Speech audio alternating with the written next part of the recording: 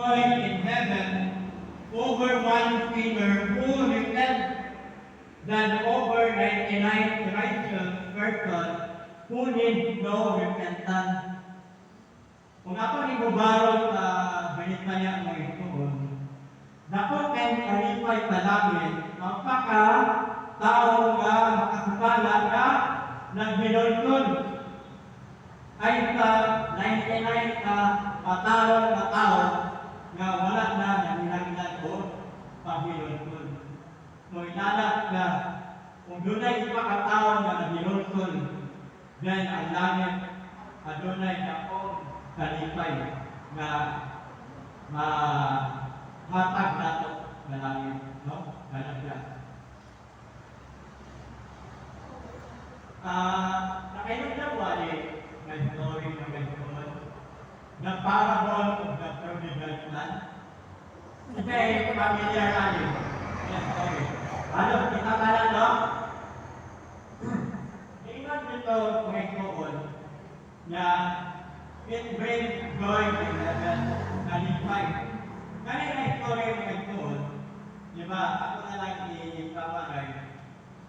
Dahil amahan, dahil natin dua kaanak, nga ipakaanak, ang manhod. Ipangayon na niya yung bahay, di ba? Nagayon na niya, wow na akong bahay. Tuod, naman amahan, maluloy yung pod, iyahan rin matag ang iyang bahay. Pero, napanapag na yung bahay, di ba? Iyang hiwandag-wandag ang iyang bahay. Nagunta na lang iyang gribo, no? Ang kodra, nahulog ang iyang mata na iyang bahay, na even ang mahog pagkaboy, naulod na niya. Then, na-realize niya nga, hindi ba yung tinalay ang amahan? Abot na mo kayo dito ang kaon, nagkaroon ang atong bitawan, may tinawag ng baboy, ako ang maunod. Kung nakauna-una na ako, magbatol, no? Kanya nagbatol na, niya, kinunaw-na ka, ubalik niya sa iyang amahan. Na iyang pagbalik sa iyang amahan, kung ka may bibating amahan, bibating amahan, kalayo pa, iyan ang gitagpo ang iyang anak. Grabe ang kalipay. Kaya ang anak niya nawala na una. Nibalik na iyang maunang mga ito, winning others to Christ. Ako may tama mga ito nga ang sana. Layo na pa nahibayaan ni Lord.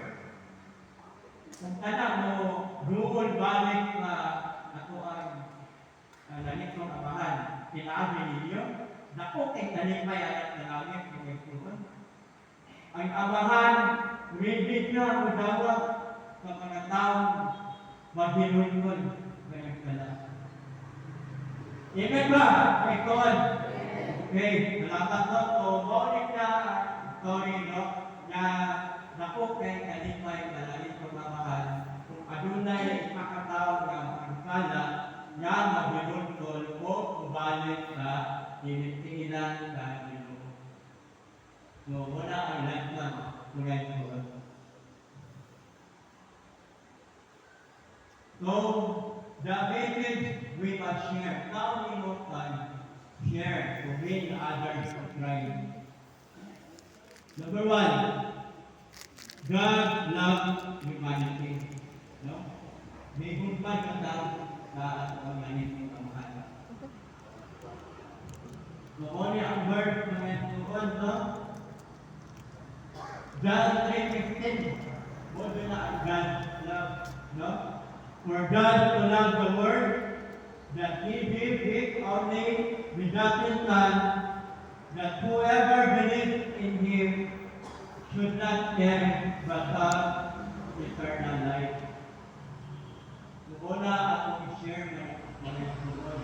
When you win others to Christ, you can share God's love. Numunang na pagkatuon. Number one, yun na, ipilbitin mo sa iyan nga, the Lord God loves you. labi na ka ng mga problematic tayo ng mga tao, ipatay ko yung love ni Lord. Another, all people are sinners. No? Siyempre, itanggol ka ng makakukala, pero ikaw ay bingot na Bible. According to Romans chapter 3, verse 23, all have sinned and fall short of the glory of God. So, wala niya kung ingat kanina, no? Na tanan at tanan. I-share din natin ang atong mga brothers and sisters na makakalat lang. Yan, ito may atong baton.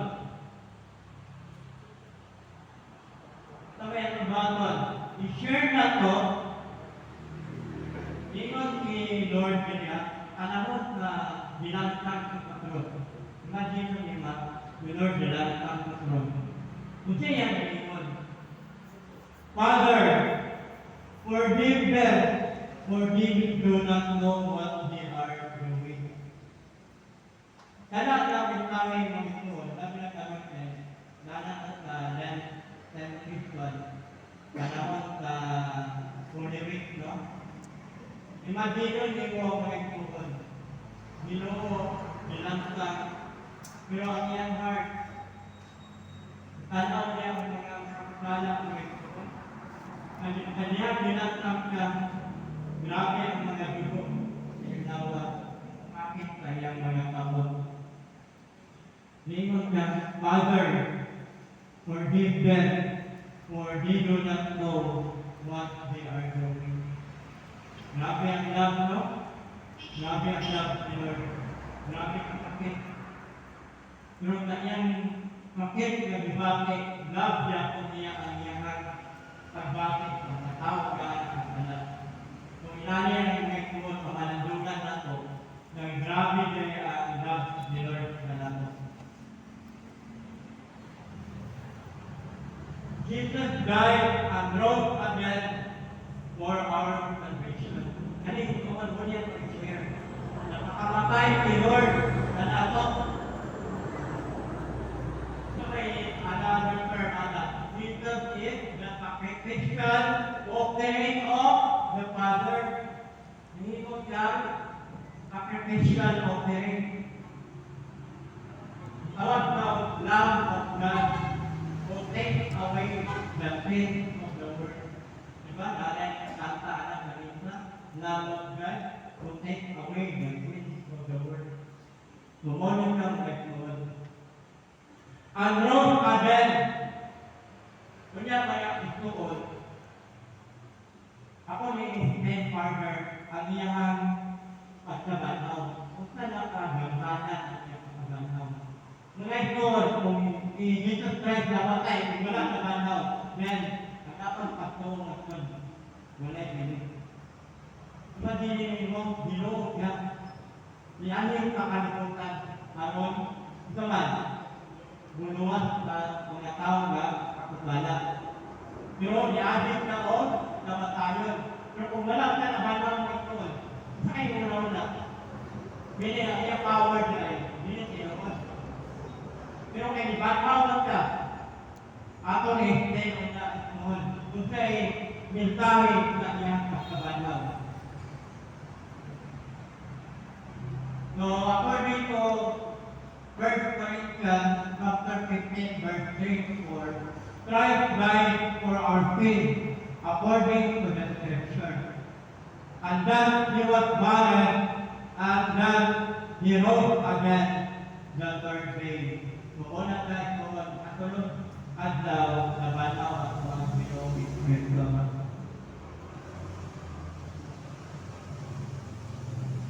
Salvation is by grace.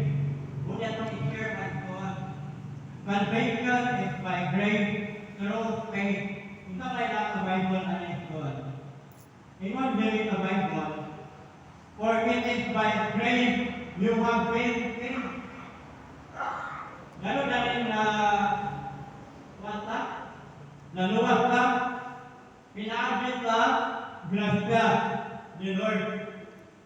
Through faith, and this is not from yourself, Pinadin na yung pagtuong ng ituon, na naluwag pa, pinadin na nga, dili tungkol na imong ginimo, ano na, ang big lang from your well-being, dili pinadin na yung kanitabot ka, naluwag na. Apan ang kaluwagan na yung mga ituon, pinadin na yung pagtuong, grant ka, na bihatag ng Lord Jesus Christ.